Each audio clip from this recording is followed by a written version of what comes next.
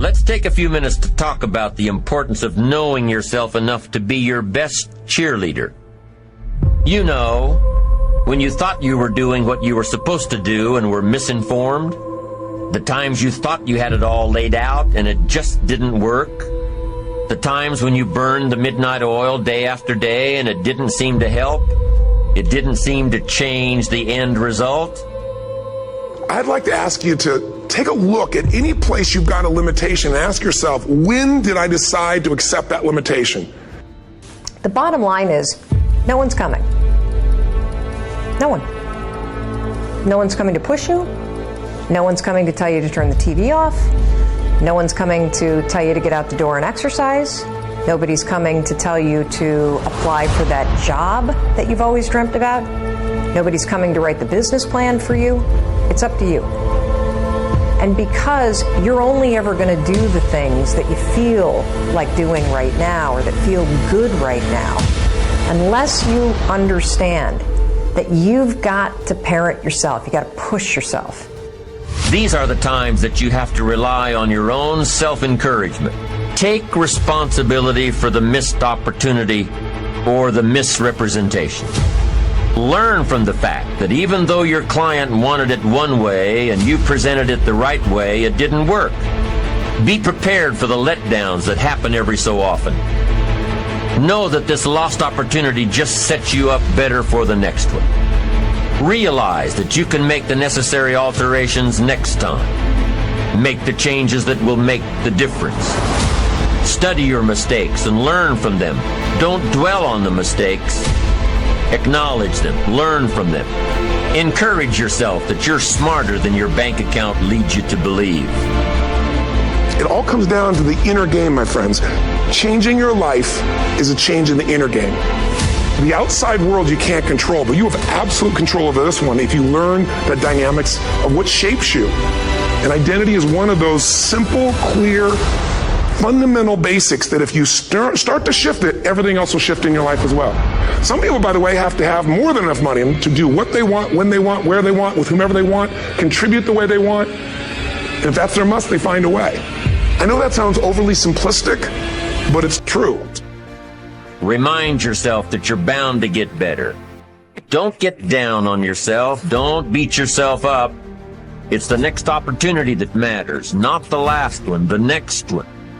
Now, the last one matters only in that you must learn from your mistakes.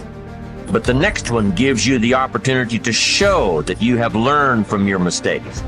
You can do it better next time. You just have to practice, practice, practice. Keep trying. Keep trying until what? Until you've got it down. If you figured out what went wrong last time, then you know how to make it right next time. If you figured out what it was in your presentation that didn't work, don't say that next time.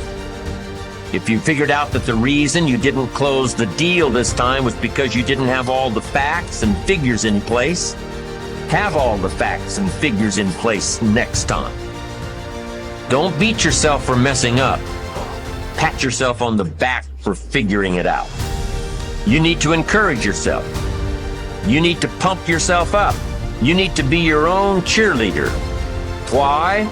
Because you can't wait and hope that someone else will come along and cheer you up, make you feel better, tell you that you'll do better next time. You have to rely on yourself.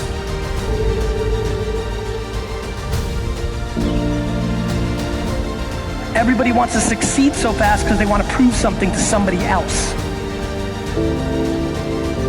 When you want to give up, just keep going. When your luck is done, just keep going. Don't stop, just keep going. Let's suppose that there's a vast, hugely powerful force that nobody can withstand. And this immense force is always active and in furious motion. It never rests. It's like a slowly flowing river that can eventually carve the Grand Canyon out of solid rock. But that comparison doesn't really do it justice. The force I'm talking about is much more formidable than any river or ocean or glacier or any other natural phenomenon. Now, in trying to achieve your life's goals, would you prefer to fight against this great force Would you want to struggle against this mighty power that has all the odds overwhelmingly in its favor? Or would you rather enlist this great power in your cause and make the inevitable work for you instead of against you? Take your time before answering. Think it over. By the way, time is that great power I'm talking about. Time is the mightiest force in the world, or even in the universe. Of course, the answer to the question I posed is very obvious. Why would you ever choose to fight time when you could have time on your side?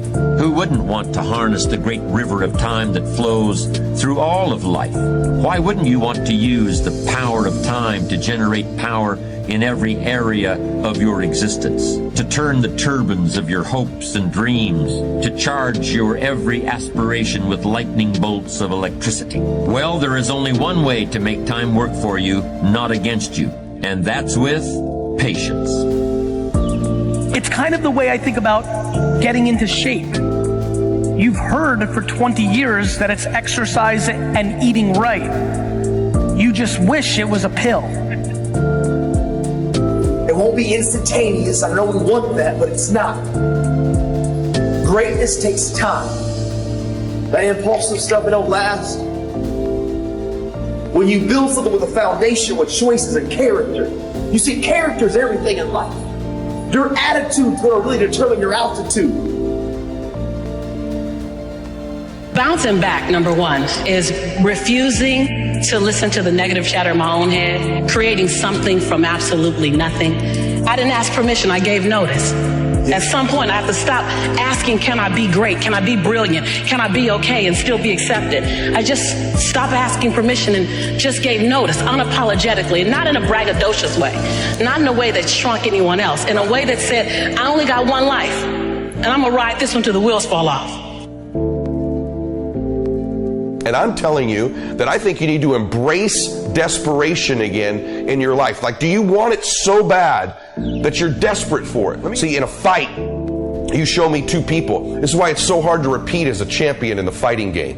Because you show me someone who's up and coming, who's hungry for that title, who's never had it before, who can taste it, who knows if they win that belt, their whole life's going to change. They're going to be champion of the world. All the endorsements, all the money, all their family life, all their parents' lives are going to change. You show me somebody chasing that, hungry for it, against someone who's just trying to hold on to a title. And that's why most of the time the challenger beats the champ. It's hard to repeat as a champion because the hunger goes down just a little bit. The greatest athletes, the Kobes, the Bradys, the Jordans of sports, have a way of feeding their hunger all the time and increasing it. What separates them isn't just their work ethic, isn't just their talent, although those things matter, isn't just they practice more. What separates them is they're just hungrier. They somehow find a way as they climb up the ranks and win championships to get even hungrier for more, where 99% of the athletes lose just a little bit of their edge once they get that first championship, that first pro contract, that first big amount of money, that first world championship. They just lose their hunger a little bit. And then there's the elite. They get hungrier. It feeds the beast.